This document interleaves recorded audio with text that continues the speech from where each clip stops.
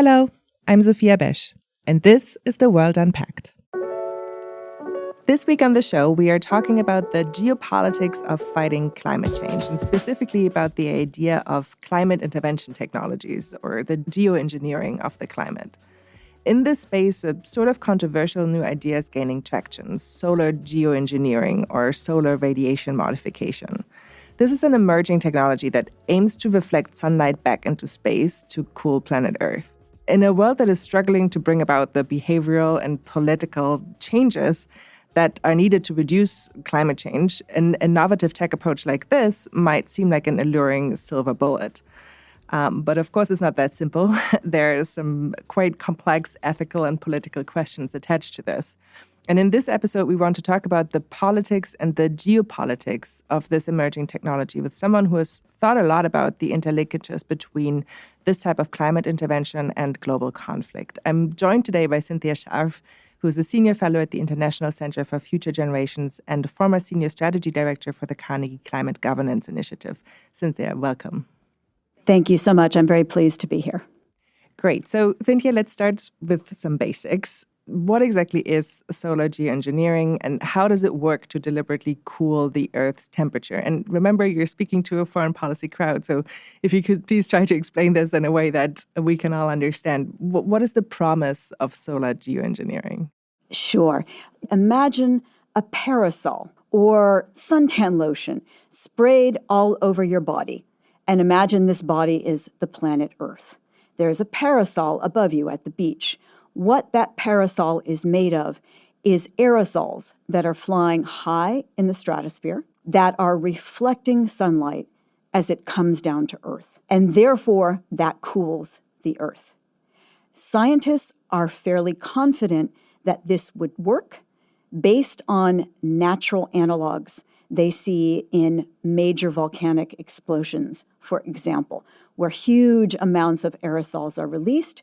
They go into the atmosphere, and the temperature is cooled very quickly and at relatively lower cost than decarbonizing the global economy. The reason there is growing interest in this topic is because we see climate impacts worsening. And as the climate continues to unravel, we are now heading towards 3 degrees Celsius by the end of the century. And most scientists looking at these estimates would agree this would present catastrophic changes to life as we know it. That's why there is growing interest in something that might literally turn down the heat. So solar geoengineering does not take care of all of the various impacts of climate change. This is not a techno fix. It is not a solution. It is not a substitute for all of the things that for 30 years now we've been hearing scientists say we must do, but which we've failed to do. We have not reduced emissions quickly enough. We have not adapted to the changes that are coming, and we have not kept up our financial commitments to developing countries. So this is not a way to avoid all of those other measures that are absolutely urgent and essential. What this is at best a supplement to doing all of those other things. Okay. Well, thank you, first of all, for making that so clear and that analogy. I think we can work from here. I want to just, for our listeners, be clear. This all may sound like science fiction, but actually a future of this kind of geoengineering might be closer than we think, right? I remember reading about a startup already launching balloons into high altitude in Mexico and then selling their cooling credits. How close are we to some actors deploying this technology? Is there still an option of putting the genie back into the bottle? And what sort of actors might even have the capability to do something like that? Would it have to be a major military power, or could a small non-state actor like a startup do something major like this? Actually, with solar geoengineering, the science is the easy part. That's not so difficult. And scientists estimate it would take probably at minimum 10 years to build a set of aircraft, approximately 100 aircraft, that have engines that would enable a plane to fly twice the height of commercial airspace and to release at a 24/7 basis a massive amount of aerosols into the stratosphere. Those planes currently do not exist. to create a fleet of 100 planes with this kind of an engine would take, at minimum, 10 years. Of course, if there was a directive from the president or a major power that said, get it done faster, perhaps that could be done. But 10 years is about the time. Now, one of the tropes about solar geoengineering is that a billionaire could do it on his own. That is not the case. What could happen is that one company with significant assets, a group of billionaires, could do some kind of test outdoors. This test would not be at a global scale. It would not change the global climate, but it could cause havoc in some weather patterns for days or weeks afterwards. And that is a catalyst for geopolitical trouble. So 10 years for a full global scale, and these airplanes would be flying from different points, different latitudes around the globe. So it would take a major government, a major power to provide airspace, the infrastructure needed at different latitudes around the globe. A billionaire, no matter how rich he or she is not going to have access to air bases around the world. So that's kind of the mechanics of what is involved. Okay, that's really, really helpful, that distinction between a global scale geoengineering and then changing local weather patterns, which, as you say, could cause havoc. And I want to get into the implications of that for governance approaches to this kind of technology. But I mean, throughout your answers so far, it's become clear that there's some very real ethical questions here related to whether we should be pursuing this technology.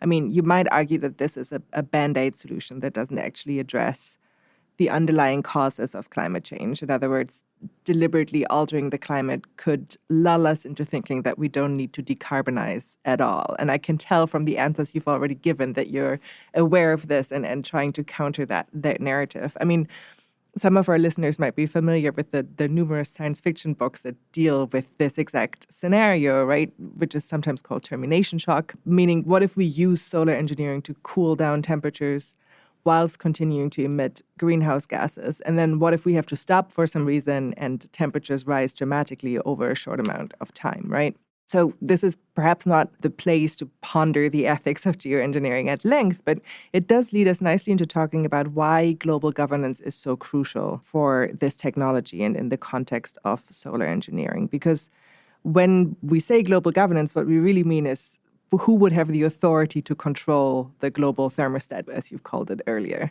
So let's perhaps start with this, Cynthia. What is the thinking on global governance for this technology? And if deployed, these tools wouldn't affect all countries equally, would they? You've addressed one of the key problems in this whole puzzle of geoengineering. So if solar geoengineering were to be deployed at a global scale by a significant power that had all of this access that I've been talking about in terms of aircraft and air infrastructure, the planet would cool to the best that we can estimate right now, based on model runs done on supercomputers. To date, there have been no major field experiments with a particular type of solar geoengineering we're discussing here, the spraying in the skies. What makes this issue so confounding and vexing from a governance perspective is really who decides what the global thermostat should be. And if this type of solar geoengineering were ever to be used, it would affect every country in the world, but perhaps not equally. So there could be some winners and there could be some losers. And who is in the room discussing what we would actually do in terms of how much we try to cool the planet? When would we start? What happens if we stop? Very serious ethical issues of who is at the table. Is it those who have done the least to cause climate change, but are suffering first and worst from it? Is it only the large emitters who are in the room? Again, this is a global issue, and all of the actors who would need to be in a conversation must include the climate vulnerable countries, the least developed countries, and the communities, including indigenous communities, for example, in the Arctic, that would be most affected from this kind of engineering. Going back to the question of governance, right now, one of the greatest risks of geoengineering is that there simply is no comprehensive governance for this technology.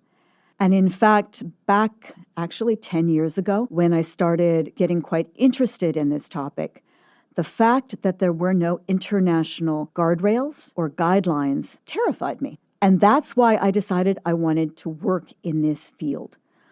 So that's what I've been doing for approximately 8 years, is having conversations around the world with global policymakers, letting them know that this research is happening.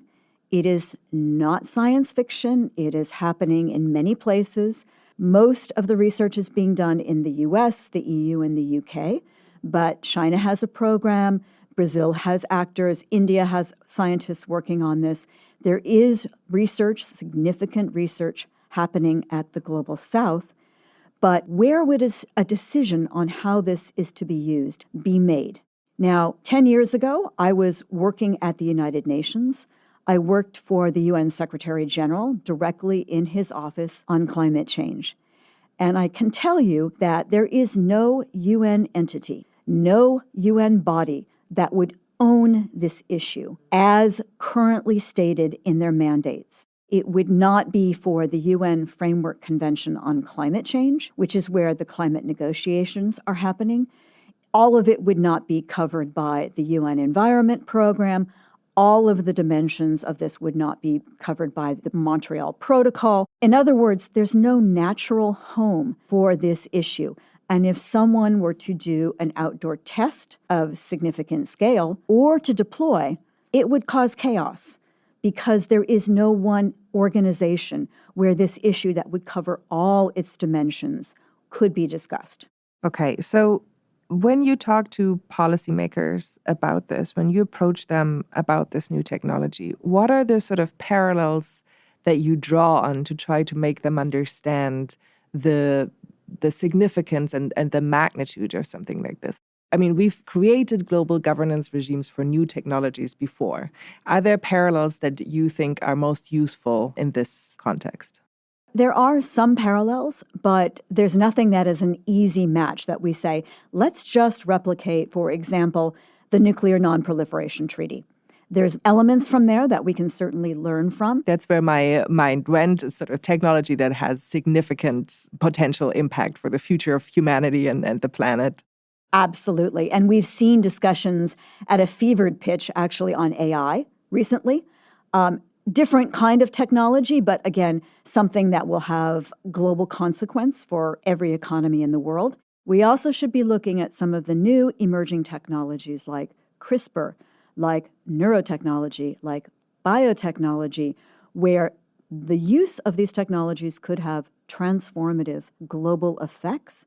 Basically, we're saying we need to get ahead of the curve. We should not wait 10 years until this is actually ready to deploy to then figure out, how do we control it? What are the guardrails? How do we monitor this? Two of the items that are most important to the governance of solar geoengineering are looking at the monitoring of the aerosols that would occur in the stratosphere. Right now, there is no global monitoring system in place that would look at that. And that addresses a question policymakers often have. Who's cheating?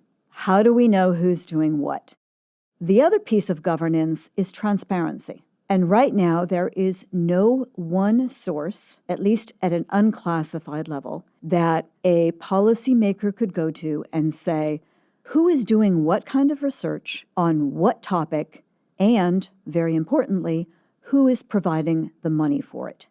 And so at the organization I work for, the International Center for Future Generations, we are proposing to help policymakers create these tools, create a global, publicly accessible database on who's doing what research and who's paying for it, and looking at monitoring for any potential tests or deployment that might be done, and knitting together various satellite systems from actors around the world. Okay, we're going to take a short break now, and coming up next, we'll explore what a world with or without effective governance of solar engineering might look like. We'll get into winners and losers and who might be cheating. Hi, I'm Annalise Riles, professor of law at Northwestern University, anthropologist, and host of Everyday Ambassador, a new podcast that peels back the curtains of high stakes diplomacy and gives everyone backstage access to the most powerful methods of leadership. On each episode, we'll break things down into deceptively simple moves that everyone can make to help build a more peaceful and sustainable world. So join me and become an everyday ambassador on Apple, Spotify, or wherever you like to listen. Thanks for listening to The World Unpacked from the Carnegie Endowment for International Peace. If you enjoy the show, make sure to check out other audio series and podcasts from Carnegie. Subscribe to Carnegie podcasts on popular podcast platforms such as iTunes, Stitcher, or wherever you listen to podcasts. Now back to the show.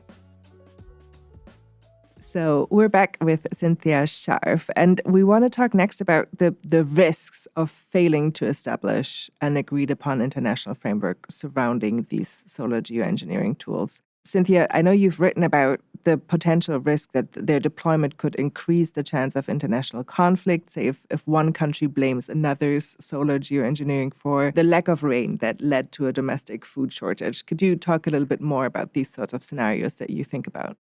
Sure, happy to. Well, you mentioned a scenario that is quite viable. It would not necessarily have to be, again, a global deployment that would cause this conflict. And researchers are saying that some kind of sub-global deployment could happen in even 5 years. So this is not an issue that policymakers can kick down the road for another 10 years. Developing international climate policy takes a long time, and I cannot stress how important it is that we must begin now, because this is coming quickly. And it has a serious effect on geopolitical stability if there are not these guardrails in place. Let's imagine a scenario where a significant percentage of a country's population are farmers outside working. And the temperature, as science is telling us, is only going one direction this century. It is only going up. These workers could actually be exposed to lethal heat extremes, meaning they might die because they are going outside working in temperatures that are extreme with high humidity. It's those two factors in combination, the humidity and the heat, that is lethal. Now, imagine this country is a democracy, and you have hundreds of millions of people clamoring to their leader, "We are dying here. We don't care what the rest of the world thinks about this technology or what the UN might say or do. We are literally dying. Do something." The only option at that point for the do something that would quickly reduce global temperature and alleviate some of the impacts of climate change is solar geoengineering. So imagine how tempting that would be for a leader when it is quick, it is effective, as far as we know, in turning down the thermostat, it is relatively cheaper than decarbonizing the entire global economy, and there are no pesky, I say that with quotes, pesky UN rules in place that might prohibit use of this technology. So a country might decide, let's use this and do it with the best of intentions. I need to save the lives of 25% of my population. So they go ahead, either with a large test or an actual deployment. Now, this would have to be a major power. As I said earlier, not any country has the global capabilities to do that. But a major power launches, or perhaps in concert with other countries. Inadvertently, it causes a drought in neighboring countries. That was not the intention that this country had when it launched the technology, but that is one of the effects. Now, it would be very hard to imagine how the average person in the street in this neighboring country would not see this as a provocation, as an attack, as a deliberate provocation or cause of conflict. So how would that conflict be mediated? Who would decide who's in the right? What kind of compensation might there be? Where is this even discussed? The UN Security Council has never discussed this issue before. So where would this go? You can see how it could quickly escalate from something, even if it were not intended to be a provocation or a threat, how it would easily be perceived as such by average people and, frankly, by many policymakers, because the level of knowledge about this technology that global policymakers have is very, very small. It's fascinating, and thank you for drawing that scenario so clearly for us. I mean, it is sort of just a stark illustration of what is happening already, of course. I mean, we have greenhouse gas emitters and some countries that are bigger culprits than others, some countries that are suffering more than others. We talk about compensation sometimes in that context already, but this would really bring home the winners and losers aspect of the climate change conversation, wouldn't it? Yes, absolutely. A field test of any significant size has not started yet, although the UK has just pledged £50 million for grants that look at how might solar geoengineering affect climate tipping points. And there's an article in the New York Times this week talking about this because these grants would allow for outdoor experiments, small-scale outdoor experiments. And this is a Rubicon that has not been crossed as of yet. So we're moving in this direction because there is, quite frankly, growing sense of anxiety and urgency and desperation that is behind closed doors for the most part within the policy community, but a sense that we don't know what's coming down the road and we're not acting quickly enough and doing enough to save lives and livelihoods. And we need to learn more about this. So this leads me very nicely into the next block that I wanted to talk to you about, which is who you think will be in the lead and the future of climate geoengineering. You've already talked about the countries that are investing most in the research on this, the UK, the US, but also you mentioned China and Brazil. You said there's no international body, but we mentioned startups earlier, and there's, of course, a question of money coming from the private sector that might become invested in this. Is that what you see happening? And what are the challenges if we see a transfer of responsibility from countries to the private sector? Sure. As I said, there is no governance currently in place. There's only piecemeal parts. And if, God forbid, a deployment were to happen in the very near future, it would land with a thud and a lot of angst and consternation about who's handling which piece. We would basically be muddling through a crisis. And many scholars believe that maybe a polygovernance model might be the best that we could do in the immediate future should there be a crisis, meaning that one part of the UN system is looking at monitoring, another is looking at impacts on mitigation. But what is happening now is that as this conversation becomes more urgent, you are seeing new money flow into this research. Money that is not necessarily coming from public sources. In fact, public funding would be helpful in this situation. Public funding is transparent. It has some measure of accountability to citizens. It is more dangerous to look at what private funding might entail because there is no transparency. There is no accountability on that. But we are seeing some actors from the Silicon Valley area, from hedge funds that are interested in doing research on this technology. And what is concerning is that research might move forward quite quickly now as more money flows in, but the governance, the conversations on who decides, what is just, who is sitting at that table, how do we compensate those who are harmed, that conversation will be unmatched. And so you would have research moving ahead quickly and the governance still in its infancy. And that is a dangerous situation. And yet another reason why policymakers need to be looking at this now.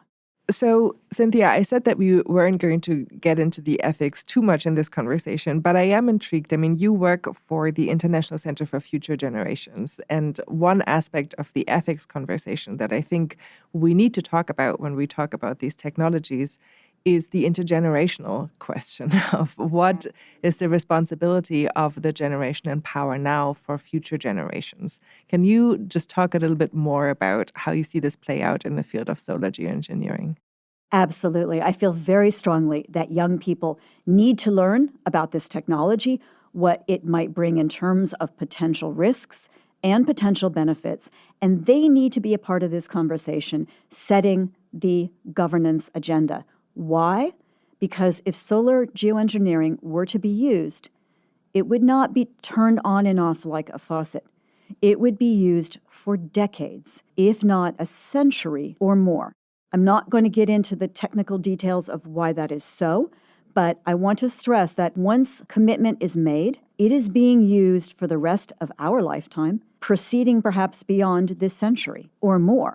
And so the younger generation absolutely has a vested interest in being part of governance about this. Cynthia, I appreciate you trying to steer us out of the weeds on the science of this technology. But when you say that once we're committed for decades at a time, what do you mean when you say that? Solar geoengineering is only masking one symptom. It's masking the rise in temperature and the effects from that. It is not solving the problem.